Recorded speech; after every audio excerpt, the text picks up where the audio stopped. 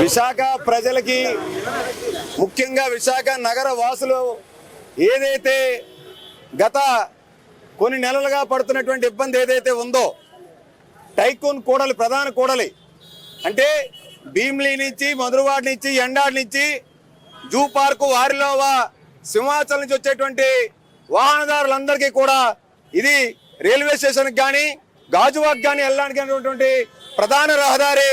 ఏదైతే విశాఖ మాజీ MP YCP నేత ఎంబీబీ తన యొక్క వాస్తుకు విరుద్ధంగా తన వెంచర్కు ఉన్నదని చెప్పి ఇది మూసివేశారో, ఆ యొక్క మూసివేసిన దాన్ని గతంలో వారాహిలో భాగంగా జనసేనాని పవన్ కళ్యాణ్ గారు ఇదే ప్రాంతానికి వచ్చి మా ప్రభుత్వం వచ్చిన వెంటనే సామాన్య ప్రజలకి, వాహనదారులకి ఇబ్బంది లేకుండా ఈ యొక్క డివైడర్లన్నీ కూడా మూసివేసిన రహదారిని ఓపెన్ చేస్తామని చెప్పి మాట ఇచ్చిన దాని ప్రకారంగా ఇవాళ జనసేన పార్టీ ఆధ్వర్యంలో జన సైనికులు, వీరమహిళలు, విశాఖ ప్రజలు పెద్ద ఎత్తున స్వచ్ఛందంగా ఈ యొక్క రహదారిని తొలగించడంలో నిమగ్నమై ఉన్నారు. స్వేచ్ఛ వచ్చింది, విశాఖ ప్రజలకి స్వాతంత్రం వచ్చింది. ఇవాళ వాహనదారులు ఎవరు కూడా ఇబ్బంది పడకుండా ఈ యొక్క రహదారిని ఓపెన్ చేయడంలో మేమందరం కూడా పూర్తి స్థాయిలో భాగస్వాములు అయ్యాం. ఖచ్చితంగా విశాఖ ప్రజలకు ఇబ్బంది కలిగించకుండా, నగర వాహనదారులు ఎవరికి ఇబ్బంది లేకుండా ఈ యొక్క రహదారిని పూర్తి స్థాయిలో ఓపెన్ చేసి విజయం సాధించడానికి ఈ యొక్క కూటమి యొక్క ప్రభుత్వం ఏర్పడమే ధ్యేయంగా పనిచేసేటువంటి విశాఖ ప్రజలందరికీ కూడా మేము ధన్యవాదాలు తెలుపుకుంటా ఉన్నాం. పోలీస్ వాళ్ళకి ఒకవేళ మేము ఇంటిమేట్ చేసి ఏంటి ఫుల్ ట్రాఫిక్ అయిపోయింది, అది 1 వే అయిపోతుంది అండి అని అంటేనేమో మరి ఏం చేస్తామమ్మా, ఏదో మీరే అడ్జస్ట్ అవ్వాలి, నైట్ టైం తిరగకుండా చూసుకోండి, ఇలాంటి రెస్పాన్సిబిలిటీ, ఇలాంటి మాటలు ఇస్తున్నారండి.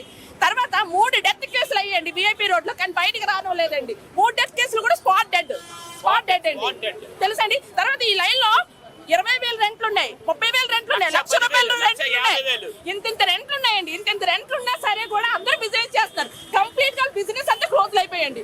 కమర్షియల్ పర్పస్ కొంచెం చూసినా సరే కంప్లీట్ బిజినెస్ అంతా క్లోజ్ అయిపోయింది.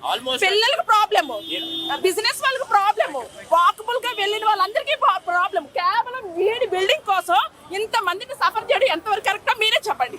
ఈ రోజు ఎలాగైనా క్లియర్ అవ్వాలండి. పార్టీ మారితేనైనా సరే మాలో మార్పులు వస్తాయని చూసాము. ఇవాళ అయితే డెఫినెట్లీ మార్పు వచ్చిందండి. చాలా హ్యాపీ అండి, చాలా హ్యాపీ. నిజంగా ఇది ఒక ఫస్ట్ సక్సెస్ అనుకోవాలి మనకి ఎలక్షన్ తర్వాత. డెఫినెట్లీ ఇది ఫస్ట్ సక్సెస్.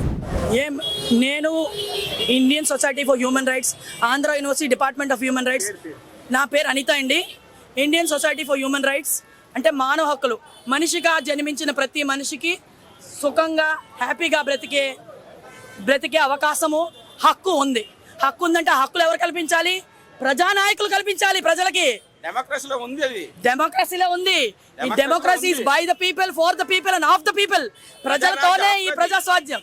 అలాంటిది ప్రజానాయకుడు ఎంవివి సత్యనారాయణ అతని స్వలాభం గురించి ప్రజలకు ఎంత ఇబ్బంది కలిగిస్తుంది. ఈ విఐపి రోడ్ అంటే వెరీ ఇంపార్టెంట్ రోడ్. ఈ వెరీ ఇంపార్టెంట్ రోడ్ని బంద్ చేసి చుట్టూ తిరిగి వెళ్ళాలట. మాకేట అవసరం అండి?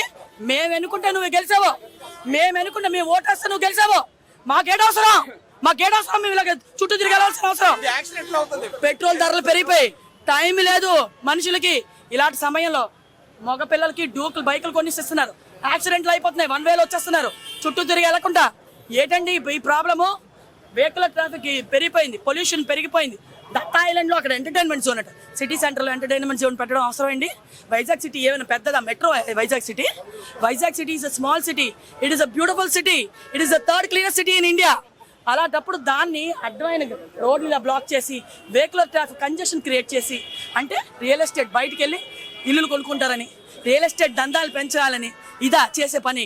ప్రజాప్రతినిధులు ప్రజల కోసం చెప్తున్నాను. ఈ కొత్త గవర్నమెంట్ అన్నా సరే ప్రజల కోసం వాళ్ళు చెయ్యాలి ఏదైనా. అలాంటి ఈ సిటీని చక్కగా సుందరంగా సరిదిద్దాలని కొత్త కూటమైన గవర్నమెంట్ నేను కోరుతున్నాను. ఇది ఇమీడియట్ గా 48 అవర్స్ లో క్లియర్ చేయకపోతే ఇక్కడ కూర్చుంటాం.